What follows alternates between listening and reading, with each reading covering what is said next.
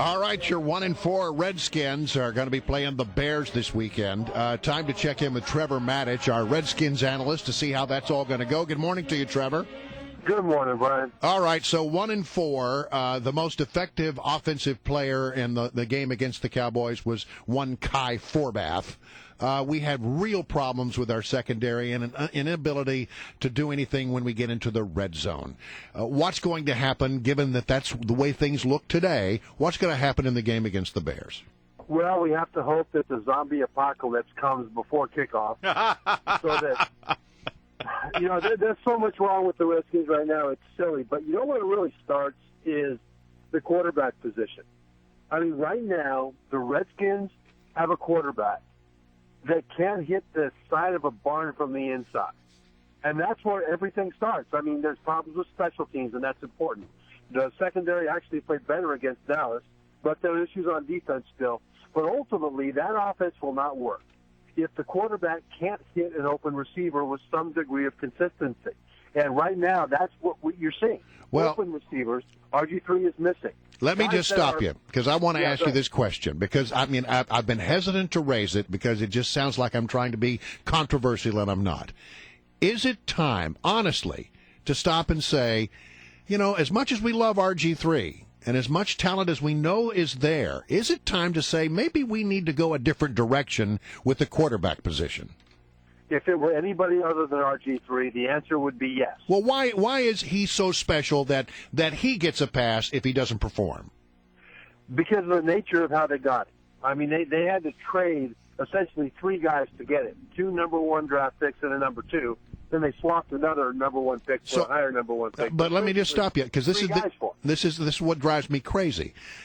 All that's water under the bridge. You can't change that. But at the end of the day, if the guy is not getting the job done, isn't the ultimate goal to win a game?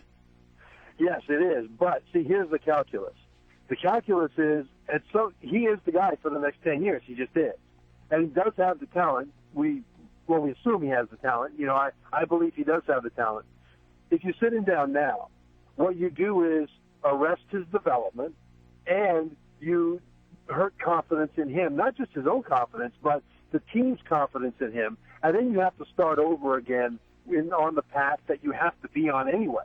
So you're on the path now. He's got to develop. He needs to get into the position that you want him to be in, and so it doesn't make sense. This is the calculus now. It doesn't make sense to to stop that process and then restart it again from zero down the road. Yeah. He's the guy. You just got to let him play through it and get to where he needs to be. No, he's accurate. He was accurate last year. Exactly. Hasn't been able to get it done. After all, I mean, my brother RG3 is only 5 games into his second season, for crying out loud, and he had what could have easily been a 1 year off injury going into this season that he's frankly still recovering from. I think that it's way premature to start talking about benching somebody that we franchised. Not if you want to win. Well, you said win one game. No, you want to win over the next many seasons. Right, but see, that's the thing, though.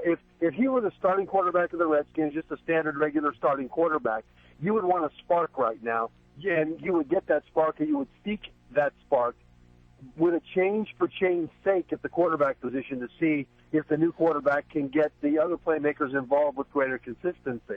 But with RG3, it's a different story. Let me ask you this, because I'm looking at this game in particular against the Bears, and I'm looking at the stat. I mean, the fact is, the Redskins, stats-wise, we look great against the Bears. I mean, we have more yards per game. We've got more passing yards per game, more rushing yards per game.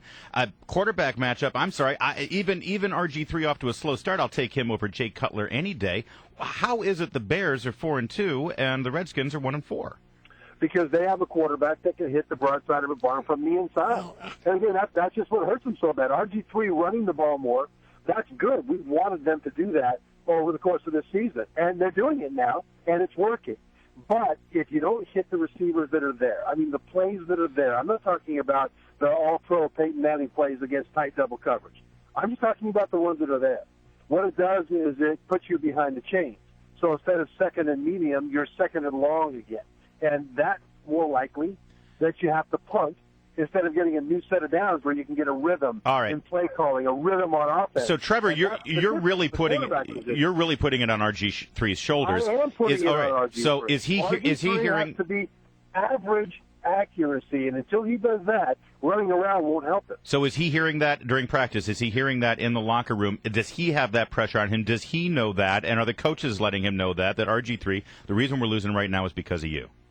Well, I don't think they're saying it to him that way, but he knows full well that he's missing too many opportunities that are there. Take the opportunities that are there. And he sees it on tape. But that's the thing that's flummoxing. Coming into this season, I thought the question would be, at what point will his running return as a threat?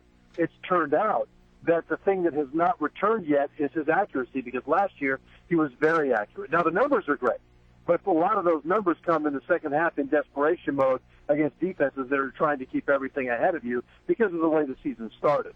They're moving the ball, but they're not scoring points, and that's part of the reason. All right. See, I would argue, I don't want to get into it, you're the expert here, but I would argue that part of what's hurting RG3 is that he's always starting in the hole. Special teams always leave him in a hole. The defense always leaves him with terrible field position. The Bears have a great defense. Jay Cutler has more touchdown opportunities because he's always starting with better field position. Yes, that is absolutely true, Larry. But it comes back to, on an individual play, how do you execute? And on too many pass plays, there has been a receiver, the one he's throwing it to, not some guy on the other side of the field that we think he ought to see. The guy he's throwing it to, that he either makes it a difficult catch or he throws it where it cannot be caught. And that's happening too often, which has a snowball effect. Well, I just got to tell you, if your main criticism, I still come back to this. I'm not the expert. I'm a fan. So I trust your judgment on this, Trevor, but it seems to me that if your assessment as the expert is the problem is that the quarterback can't hit the broadside of a barn, I say you set that guy down for a while. Well, yeah, but again, with RG3, and you're right about that, but as much as I think to win one game, they need to do that. But don't you think that put the fire under his butt? No, he has a fire under his butt. He understands what's going on, and he understands that his accuracy this year is not up to where it was last year. Now, by the way, that's not all his fault either. Part of that is chemistry with the receivers. Part of that is there's all kinds of things there. But ultimately, it is on him to do that. But because it's RG3, you can either let him play through it now, or you sit him down and then make him start over again from scratch, having been benched, and do it again later. All right, Trevor. Quarterback for the next 10 years. You got to let him work through it. But that's the next thing he's got to work through. He's got to be able to be more accurate. All right, well, we'll talk to you on Monday when it's all said and done, and we'll reassess. Oh, boy. Thank you, Trevor.